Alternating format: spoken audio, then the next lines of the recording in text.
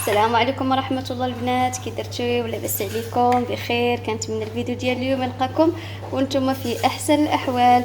اليوم ان شاء الله نقدم معكم هذا الكبات ديال الدجاج بواحد الخلطه اللي غتكون زوينه بزاف، وغنقدموا كذلك هاد الجنيوحات ديال الدجاج بصلصه الباربيكيو، وغادي نرافقوهم هنا بالخضار في الفران، وكذلك هنايا رافقتهم بالفول المشرمل اللي كنت ديجا حضرت معكم في القناه، وسلطات عاديين. كنتمنى الفيديو ديال اليوم يعجبكم، وين الاستحسان ديالكم، وتخليوا لي تعاليقكم وتشجيعاتكم. انتقلوا المقادير وطريقه التحضير. اول حاجه غادي نبداو بها البنات هما هاد الركيبات ديال الدجاج ديالنا اللي شديناهم، غسلناهم مزيان، غسلناهم بمليحه، عاودناهم بشويه ديال السكنجبير وشويه الحامض، يعني نظفناهم مزيان مزيان، وشديتهم انا كيف كتشوفوا تكيتهم بحال هكا، ماشي شويه ماشي بزاف، باش هاد الاقامه تدخل فيهم لداخل. ومن الاحسن يعني نرقدوهم بليله قبل. الا ما عندكش الوقت راه ممكن انك واحد نص ساعه راه كتكون كافيه.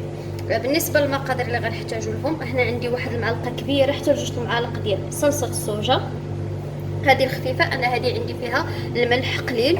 نتوما الا عندكم يعني زايده في الملح ردوا البال من لي زانغريديون اخرين. المهم هنايا عندي هنا القزبر اليابس، عندي شويه ديال السكنجبير، وعندي شويه ديال الفلفل الاسود الابزار غير شويه. عندي هنا معلقه كبيره ديال لا موطارد. عندي هنايا البصل باودر. عندي هنايا تحميره يعني واحد المعلقه صغيره. هنايا عندي العطريه ديال الدجاج. هاد العطريه هذه مدخنه يعني فومي، كتكون فومي يعني هي بنينه فيها مذاق بحال ديال الشوا. الا ما عندكم شي ممكن ديروا العطريه ديال الدجاج العاديه، ما كاينه شي كاع. هاد العطريه غادي نعوضوها غير بالاقامه اللي عندنا، يعني نديرو سكينجبير، يعني غنديرو شويش، يعني نزيدو شويش الكميه، شويش ديال القزبر، بغيتو ديرو شويش ديال الخرقوم، نديرو التحميره، يعني هذه نستغناو عليها. الا ما عندناش راه ماشي ضروري. وغنحتاجو كذلك الثومه فريش. انا هنا غندير الثومه فريش لان ما بقاتش عندي الباودر. صافي غادي نبداو ان شاء الله على بركه الله. بسم الله. غنديرو هاد العطريه كلها على هذه. ممكن ان الا بغيتو تزيدوا شويه ديال اليازير حتى هو كيجي بنين وكيجي زوين بزاف في هاد الفخيدات هادو ديال الدجاج. انا هذه هزيت فيها القامه.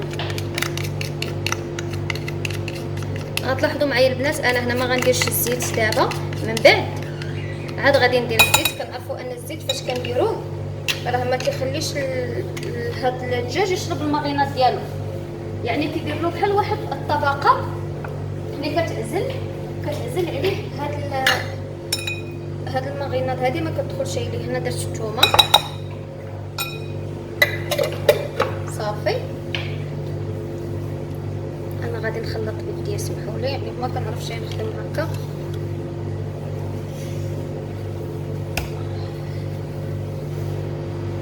صافي غادي نحاول انني نخلط هاد الفخيدات هادو.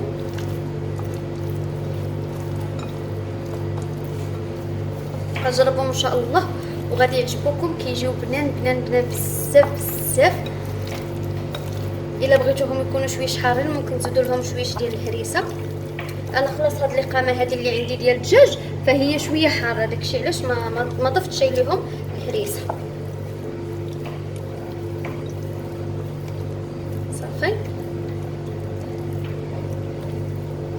هانتوما يعني هما راهم غادي يتشربوا هذوك الاقامه اللي درنا لهم. صافي غادي نخليهم بحال هكا، غادي نغطيهم وغادي ندخلهم للثلاجه وغادي نخليهم.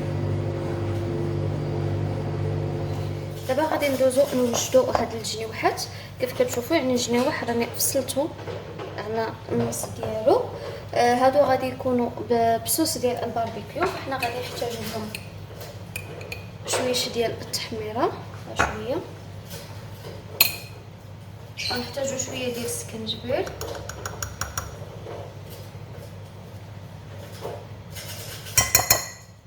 غنديرو لهم كذلك شويه ديال الفلفل الاسود،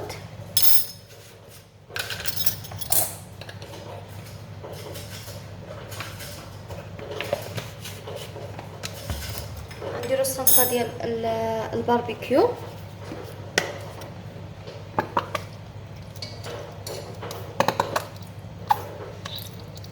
نساوش المليحه بطبيعه الحال، الملح صافي.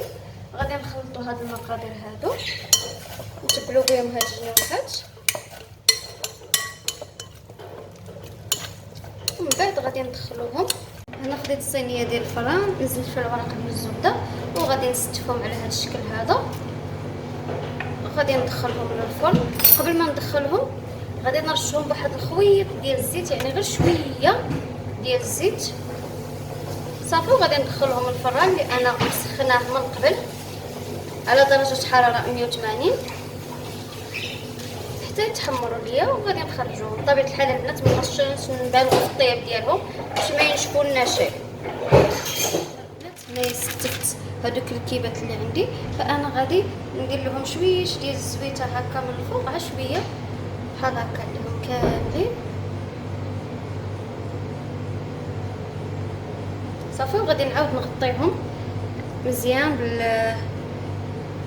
بالورق ديال الزبده وندير له بابي الومنيوم وندخلهم للفرن تيطيبوا ليا. ملي يطيبوا غادي نحيد عليهم الورق ديال الالومنيوم ونديرهم يتحمروا.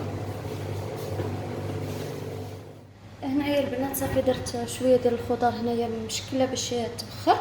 من بعد غادي ما غاديش لا نصوطيها لا نقليها، غندخلها للفران، يعني غادي تبقر غير شي شويه ندخلها نحمرها في الفران. غادي نوريكم الطريقه ديالها باذن الله. صافي هادشي اللي كاين البنات، ونتلاقاو من بعد. الناس بعد ما الخضر ديالنا هما تبخروا، راه كدر باقيين شي يعني شادين في راسهم، ماشي تبخروا لنا بزاف. انا قطعت الفلافل الملونه بطبيعه الحال ما كيحتاجوش انهم يتبخروا. هاد الخضر كلهم ممكن ديروهم يعني هكا بلا ما تبخروهم. انا قلت من الاحسن ان نبخرهم باش ما نخليهمش مده طويله في الفران.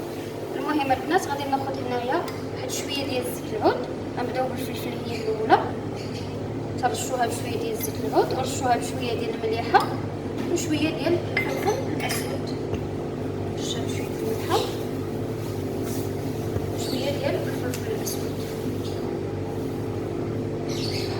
صافي. هنايا بالنسبه للبنات لا شابلو اش درت فيها هنا شويه ديال الثوم كيف كتشوفوا معايا، حيت ما عنديش ثوم بودره. غندير شويه ديال الفلفل الاسود، شويه المليحه، شويه باش يجينا بنين. غادي ندير هاد البصله هادي الخضاريه عندي هنايا فيها الاعشاب بنينه، كتعطي واحد المذاق بنين والريحه ديالها غزاله، يعني غير باش تجيني هاد لا شابلور تجيني من السما. بغيتو تزيدوا فيها الزعتر، بغيتو تزيدوا فيها اليازير، ممكن تزيدوا فيها اللي بغيتو. غنزيد انا شويه ديال الريحان اللي هو الحبق باش تجيني هاد الخضر شويش من السما. وغنزيد فيها شويه ديال الفرomاج غابي، اي نوع ديال الفرomاج عندكم ممكن انكم تزيدوه صافي. غنخلط هادشي كامل هنايا. كتجي من السما هاد لا شابلور كتجي غزاله. انا هنا ديجا وجدت الصينيه اللي غندخل الفرن صافي. غادي نبداو بلاتي، غادي نقرب حدايا هذا وغنجيب حدايا الصينيه هنايا.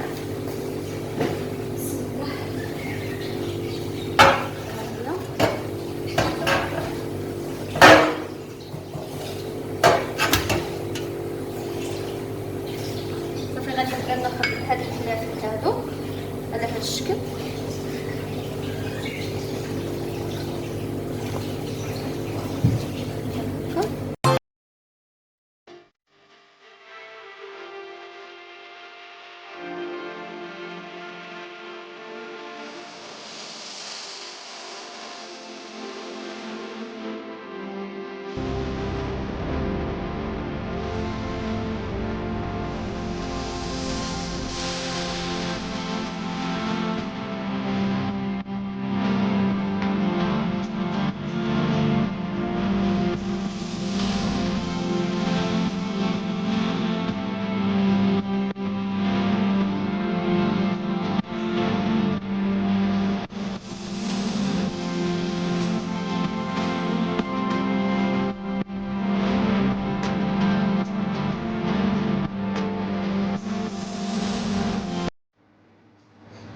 صافي البنات، انا بعد ما كملتهم هنا درت الدنجال، هنا القريعه، تما الفلافل، وهنايا هذيك البطيطه اللي درت غندخلهم للفران يتحمروا ونخرجوهم ان شاء الله. هنايا البنات هادو الدجاج ديالنا بعد ما خرجناه من الفران، نتوما شفتوا طاب، شوفوا اصلا من التحت راه تخيمر، غير من الفوق غادي ندهنو. هنا عندي شويه ديال صلصه الصوجا مع شويه ديال لا موطار، غندهنو شويه من الفوق ونرجعو يتحمر ياخذ داك اللون المديهب صافي، وغادي يكون موجود يعني غادي غير يتحمر. وهادو جنيوحات ديالنا كيف كتشوفوا، هادي راه غير لاصوص ديالهم راه نشفات، راه ماشي محروقين نتوما شفتوا، ها هما هيا طايبين على حقهم وطريقهم. هنايا باش غادي نعطيهم غير واحد اللون من الفوق، واحد شويه درت هنايا شويه ديال باربيكيو صوص وشويه ديال كاتشوب، يعني غير شويه شويه غير باش نعطيهم واحد اللون ديالهم. وهذه هي الصلصه اللي غتكون مرافقه ليه، ندهنهم بحال هكا من الفوق بهذا الشكل هذا، يعني هما هاد اللون ديالهم صافي راه مزيان، ما يحتاجش شيء انني نعاود نرجع نحمرهم، لانني انا فاش طيبتهم شغلت الفونتيلاتور فكانت الحراره متوزعه، راه ما غطيتهم ما والو البنات، هادو ما غطيتهمش تقريبا، خداو لي واحد تقريبا ما كاملش 15 دقيقه، شي 12 دقيقه بحال هكا، يعني دغيا طابوا حيت صغيورين كيف كتشوفوا معايا، ما خديتش انا الحجم الكبير صافي. ها هما موجودين دابا، نتسناو غير نقدمو وبالصحه والراحه. وهذا هي البنات هي الغديوه ديالنا كيف كتشوفوا، هذا الركيبات ديال الدجاج كيجيو على هذا الشكل هذا، وهنايا عندنا الجنيوحات كيجيو محمرين وكيجيو غزالين. هنا الخضره اللي درنا في الفران البنات كتجي مقرمله وكتجي غزاله غزاله في واحد المذاق زوين بزاف، لان هذيك لا شابلور نسمناها خلاص. انا هنايا رافقتهم بشويه ديال الفول مشرمل، ودرت سلطه عاديه غير الخس ومطيشه والخيار قطعتهم هكا كبار. وهنايا عندي خيزو اللي هاد خيزو هذا كنت فورته وصوطيته بشويه ديال الثومه وشويه ديال الفلفل الاسود والمليحه. هذا الشيء اللي كاين، وهذا هو غدانا ديال اليوم. كنتمنى يعجبكم هذا الاقتراح اللي اقترحت عليكم، وينال الاستحسان ديالكم وتجربوه ويعجب وليداتكم، ونتلاقاو ان شاء الله في فيديو جديد، والسلام عليكم ورحمه الله.